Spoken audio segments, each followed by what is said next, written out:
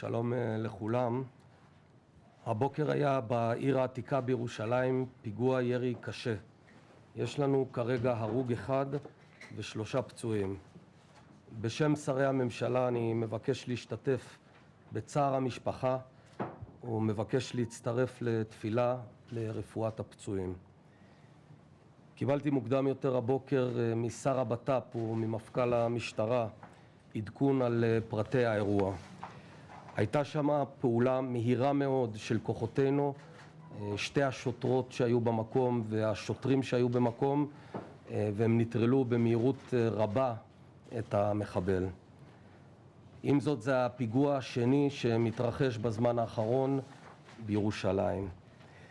הוריתי לכוחות הביטחון להיערך בהתאם ולגלות דריכות גם מחשש לפיגועי השראה. אנחנו צריכים להגביר את הדריכות ולמנוע פיגועים המשכיים.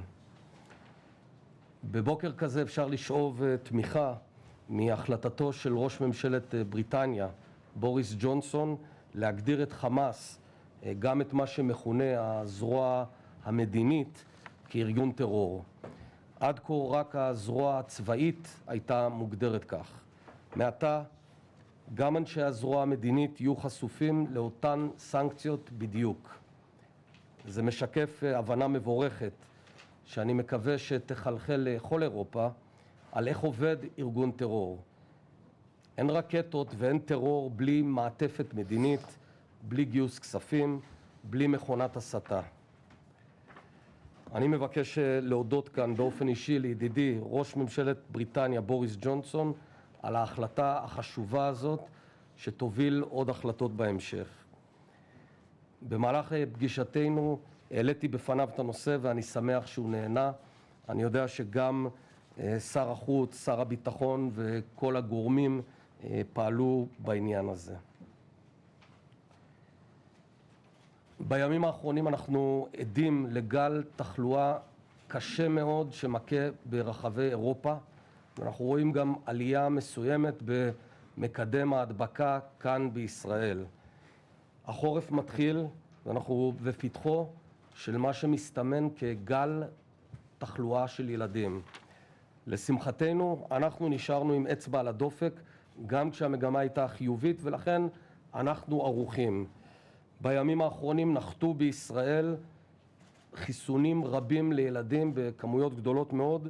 החיסונים האלה כבר ניתנו למיליוני ילדים בעולם, בעיקר בארצות הברית.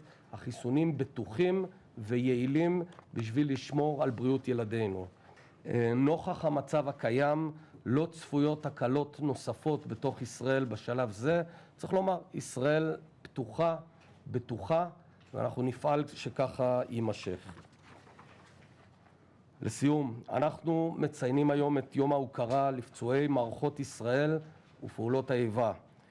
לצאת לקרב ולהגן על מדינת ישראל זאת גבורה יוצאת דופן, אבל התרומה לא נגמרת שם. יש אנשים שנושאים איתם את פצעי הקרבות גם שנים לאחר מכם, וחלקם לכל החיים. היום הזה הוא הזדמנות טובה לעצור ולהגיד לכל אותם משרתות ומשרתים, פצועות ופצועים, שאנחנו מעריכים אתכם ואוהבים אתכם מאוד.